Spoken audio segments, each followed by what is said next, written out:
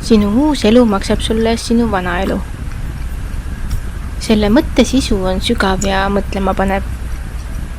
See tähendab, et kui tahame oma elus midagi tõeliselt muuta, kasvada ja edasi liikuda, siis ei saa me jääda kinni kõigesse sellesse, mis meid seni on ümbritsenud. Uus elu, uued harjumused, uued võimalused ja inimesed ei mahu kokku vanade mustrite, piiravate uskumuste ja harjumuspärase keskkonnaga. Sageli arvame, et saame muuta oma elu nii, et midagi uut lihtsalt lisandub olemasolevale. Et saame kõik hea uue ilma millestki loobumata.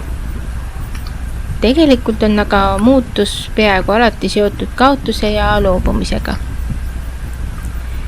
Et astuda uude ellu, tuleb meil lahti lasta sellest, mis meid tagasi hoiab.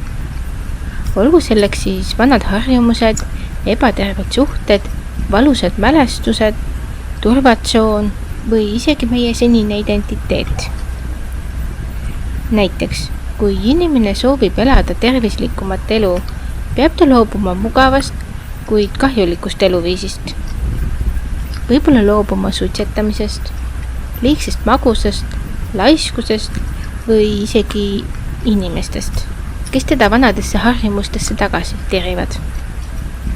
Kui soovid minna edasi karjääriredelil, võib see tähendada loobumist mugavast kuid igavast töökohast või isegi sõpradest, kes ei toeta sinu eesmärke. Kui soovid leida õnnelikku armastust, võib see nõuda loobumist valusast minevikust või hirmust olla haavatav. Vana elu võib tunduda turvaline, sest see on tuttav. Seal on tuttavad inimesed, tuttavad kohad ja harjumuspärased tegevused. Tegevused, mida me tunneme hästi, isegi kui need meid enam ei teeni. Uue elu loomine tähendab tihti ka ebakindlust ja riski, sest astume tundmatusse. Aga just seal tundmatuses ootabki meid kasv, vabadus ja tõeline mina. See mõte tuletab meile meelde, et iga uus algus eeldab millegi vana lõppu. Ja kuigi see võib olla valus, on see vajalik, et leida üles oma tõeline tee ja tegelik mina. Vahel tuleb jätta maha kõik, mis sind enam ei teeni. Isegi siis, kui sellest lahti laskmine tundub raske ja valus.